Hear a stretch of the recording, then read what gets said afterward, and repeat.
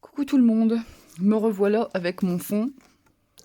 Je vais vous faire une petite vidéo pour compléter en fait, parce que là je vous ai fait une vidéo hier pour vous montrer comment je faisais avec le pochoir. Mais en fait, il y a beaucoup de questions qui me reviennent concernant les toutes petites tâches que j'ai fait en arrière-plan. Je pensais que c'était évident, mais forcément ça fait 10 ans que je scrape. Ce qui est évident pour moi n'est pas forcément pour une débutante. Logique. Donc du coup, je profite aussi de cette vidéo pour vous dire que si vous avez une technique que vous aimeriez apprendre, ou que vous voudriez que je vous montre et que vous ne trouvez pas de tuto ou de tuto qui vous correspondent, hein, parce qu'on n'a pas toute la même manière d'expliquer. Alors j'explique pas mieux que les autres, hein. C'est pas ça. Mais quelquefois, on accroche mieux avec certaines qu'avec d'autres, etc.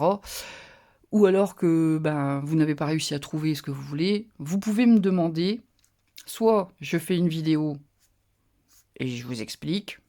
Si je suis dans la capacité de vous expliquer, bien sûr, je ne sais pas tout, je ne connais pas tout, hein. Je fais du scrap à ma mesure, hein, j'apprends aussi tous les jours, mais si je peux, j'essaierai de vous aider. Je peux aussi chercher un tuto qui serait déjà fait si c'est une technique que moi je ne connais pas ou que je n'ai pas le matériel pour. Je peux aussi vous aider à trouver une vidéo ou un tutoriel même écrit qui pourrait vous aider, vous débloquer. Ça, il ne faut pas hésiter. Vous me le dites en commentaire, vous me le dites sur ma page Facebook, vous demandez. Si, de toute façon, je vous répondrai. Que je puisse le faire ou pas, je vous le dirai. Et puis, on verra un peu ensemble comment on peut trouver, soit je le ferai, soit trouver quelqu'un qui l'a déjà fait et qui pourra, que vous pourrez visionner pour finir votre projet si vous aviez un projet avec ça. Je reviens à ça. Donc, je vais vous montrer. Alors là, je suis en train de chercher pendant que je vous parle du regard mon pinceau que j'ai égaré. Ta-ta-dam. Oh, c'est ça, c'est le bazar tout le temps. C'est pas bien. Rangez votre bureau. Où est-ce qu'il est ce pinceau? Bon, flûte. Je vais en prendre un autre, c'est pas grave. Mais bon, c'est celui que j'avais l'habitude d'utiliser. Bon. Je vais vous montrer comment je fais mes petits points. Alors, moi, j'ai ça. C'est les peintures aquarelles métalliques de chez Action. Clairement, vous prenez une peinture acrylique dorée, argentée, enfin métallique, ce que vous voulez. Ça marche pareil, hein. C'est la même technique. Sauf que si vous avez un tube, vous mettez une petite quantité sur un bloc acrylique ou même sur un papier. Vous diluez un peu et voilà. C'est la même chose. Donc vous pouvez le faire même avec une peinture mat, hein. Ça dépend de l'effet que vous voulez obtenir. Donc, pour faire mes petites gouttes, hop. Alors là, je suis sur du bleu. Je vais le faire avec du bleu en premier. J'humidifie tout simplement mon godet de la couleur qui m'intéresse. Je retrempe quand même bien, mais pas trop non plus. Faut que ça reste quand même... je sais pas si vous voyez, ma lumière, elle est pourrie. Il faut quand même que la couleur, elle soit bien présente, hein, si vous voulez que ça se voit bien. Donc, hop, j'en mets une belle dose sur mon pinceau. Et tout bêtement, pareil, bête comme chou aussi, hein, cette technique, je prends mon pinceau et je tape sur mon doigt, en fait. Et vous voyez, direct, voilà, ça dépose plein de petites gouttes. Alors là, ça me fait des gouttes fines. Si je tape un peu plus fort, je vais avoir des gouttes un peu plus grosses. Si j'ai un pinceau un peu plus gros et que je dilue un peu plus, je vais avoir des gouttes un peu plus grosses. Hein, voilà. Donc là, vous faites comme vous avez envie, hein. Vous en rajoutez autant que vous voulez quand vous êtes satisfait. Alors par contre, protégez le plan de travail. Ça fout le bordel. Ça en met partout, hein. Voilà. Et donc, hop, hop, hop. Voilà. Vous obtenez un fond tout moucheté. J'aime bien, je trouve que ça finit généralement un projet. Quelquefois, j'en remets pas, hein. Je vais essayer de faire sécher un peu pour vous montrer le côté irisé. J'espère que ça ne s'entendra pas. Désolée de vous casser les oreilles, hein. Ça sèche relativement vite. Hein, c'est pas... Généralement, c'est les plus grosses gouttes qui sont plus lentes à sécher, forcément. Parce que je vais faire comme sur la carte rose. Je vais rajouter des points noirs, en fait, aussi. Donc, vous séchez bien entre les deux couleurs. Ça évite les mélanges un peu bizarres.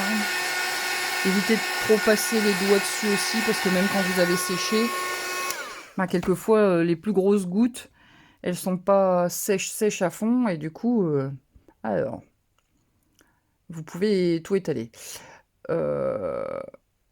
Est-ce que j'arrive à vous montrer le côté irisé? Mes gouttes sont fines, alors moi je le vois très bien, hein, mais à la caméra, quoique là un petit peu. Enfin voilà, vous obtenez des gouttes bleues brillantes. C'est joli. Et là, du coup, ben, comme c'est sec, hop, directement, exactement la même technique. Sauf que je vais le faire avec du noir. Or, du noir, ce que vous voulez, hein, du doré. Ça dépend ce que vous allez mettre sur votre carte. Moi, là, j'étais partie sur le noir. Parce que j'ai tamponné en noir. Et que le papier qui est ici le long de mon fond, c'est un papier noir brillant, en fait. C'est un papier, comment dire, on les a en lot, papier miroir, je cherchais le nom. Voilà. Donc c'est un papier miroir noir. Donc ça restait dans le thème. Donc du coup, même chose. Hop, j'ai pas assez mis d'eau, j'en remets, c'est pas grave. Et voilà. Hop. Autant que vous voulez, hein. Le noir, vous pouvez aussi le faire à l'encre de Chine. Vous aurez un noir bien intense. Bien sûr, vous faites attention au séchage, hein. Voilà. Je vais m'arrêter là, je pense que c'est bien. Hop. Voilà, alors ça c'est un noir irisé aussi, hein, qui tend un peu sur le gris quand il sèche. Bon, moi ça me gêne pas. Et donc voilà, vous obtenez un... Alors là, avec ma super lumière, vous voyez pas grand chose, mais... Vous obtenez un fond tout moucheté. Voilà. Alors j'en ai foutu partout, hein, il y a des gouttelettes partout. Ça vole relativement facilement. Vous pouvez vous prendre une boîte, un carton, vous coupez les côtés un peu en biais, vous mettez ça dedans et vous splotchez dedans. Je ne l'ai pas encore fait, je dois le faire, mais je l'ai toujours pas fait.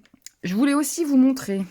Ah bah regardez, j'avais préparé un morceau de papier, il est aussi moucheté que ma carte. Je vais le faire de l'autre côté, c'est pas grave.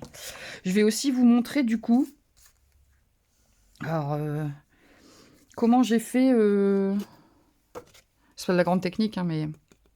Le bandeau là, en fait c'est un papier blanc d'origine, mais je le voulais assorti à mon encre sur mon pochoir, donc j'ai ancré mon papier. Alors, on n'a pas toujours le papier de la bonne couleur, voilà, sauf si vous avez du matériel Stampin' Up, effectivement, alors ça c'est quelque chose qu'on peut pas leur reprocher, enfin que moi j'aime beaucoup, parce que vous n'êtes peut-être pas sans savoir que j'ai été démo, je ne le suis plus actuellement, mais je referai certainement parce que les produits sont de bonne qualité. Enfin, je suis pas là pour vous vendre Stampin' Up là tout de suite, c'est juste que chez eux, vous avez tout qui est coordonné, l'encre, les crayons, les feutres à alcool, les papiers, et dans les papiers imprimés, vous avez les couleurs les couleurs des encres, etc., qui sont utilisées dans les papiers imprimés. Vous ne pouvez du coup pas vous tromper, c'est accordé. Quand on n'a pas, ou qu'on ne veut pas entamer une feuille, parce que même si on a du papier Stampin' Up, quelquefois, pour un petit bout comme ça, clairement, entamer une grande feuille, ça fait un peu mal au ventre. Enfin, voilà, pour moi, je suis radine, alors voilà. Du coup, vous prenez votre encre, votre brosse, comme hier, et vous ancrez bien.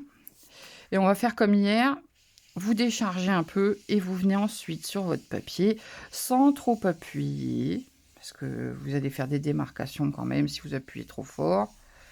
Bon là du coup j'ai quelques traces parce que ben comme j'ai fait l'aquarelle et que j'en ai foutu partout forcément là-dessus. Voilà. Et vous faites ça jusqu'à obtenir la couleur de l'intensité que vous voulez. Et du coup, vous avez un papier qui sera forcément... Ah voilà, voilà, vous voyez, j'ai voulu aller trop vite. Bon, c'est pas grave, je vais intensifier un peu. Ça va s'estomper. On peut faire des marques aussi avec les brosses, hein, attention. Hein, mais on en fait moins, je trouve, moins facilement qu'avec une éponge ou un doigt mousse. Enfin, moi, j'ai pas de doigt mousse, mais je le fais à l'éponge. Clairement, pour avoir un beau résultat bien fondu comme ça, faut avoir de la technique, je pense. Faut avoir fait beaucoup d'essais avant. Il y en a beaucoup qui savent le faire. Hein. Je prends par exemple Scrapbookery, etc. Hein, pour ne citer qu'elles. Elles font ça très très bien. Hein. Mais bon, la brosse, ça simplifie la vie, je dirais. Je suis un peu flemmarde, moi, vous savez, il faut que ce soit rapide. Et voilà. Et en fait, vous travaillez votre fond jusqu'à obtenir l'intensité que vous voulez. Hop, moi je vais en remettre. J'aime beaucoup les bleus intenses. J'adore les bleus foncés. Les couleurs foncées d'ailleurs en général. Les violets, j'aime bien quand c'est foncé. Ça c'est une question de goût. On s'en fiche un peu, c'est juste. Voilà. Et en fait, quand vous avez fini, vous obtenez... Bon là avec ma lumière, on voit des espèces de points blancs qu'on voit pas en vrai. Je sais pas, c'est la lumière qui fait ça. Et donc vous obtenez un papier qui sera totalement coordonné à votre fond. Donc vous n'aurez pas de problème d'accord entre vos papiers. Voilà. C'était juste pour vous montrer, je fais d'une pierre deux coups. J'aurais pu tout faire hier dans la même vidéo, mais honnêtement, les petites gouttes, je savais pas que ça... Enfin, je ne pensais pas que ça aurait pu intéresser en vidéo, donc j'avais fait vite fait pour le pochoir, mais bon, j'aurais pu du coup tout montrer du premier coup. Vous aurez 2 vidéos à la place d'une. Voilà. Du coup, je profite pour faire ce papier-là. Hein. Voilà. Bon, l'ancrage sur les bords, je vous ai montré hier. C'est la même chose. Voilà. Je ne vous tiens pas plus longtemps. Je vous remercie de vos retours parce que j'ai quelques commentaires encourageants et voilà. Je vois que y a des débutantes qui aiment bien regarder mes vidéos et alors même si quelquefois je suis cafouille, hein, je suis pas quelqu'un de très organisé donc forcément quelquefois je me rends compte que je patauge un peu mais je vais essayer de m'améliorer. Hein. Le principal étant que vous compreniez ce que je vous explique. Le reste, bon, ça viendra avec le temps. Donc je vous remercie pour ça, pour vos retours. Je suis très contente. Hein, que ça fonctionne et que mes vidéos plaisent, hein, forcément. Donc sur ce, je vous laisse. Comme d'habitude, likez, partagez, laissez un commentaire si vous avez envie. Je vous répondrai de toute façon. Sur ce, je vous dis à plus tard. Salut!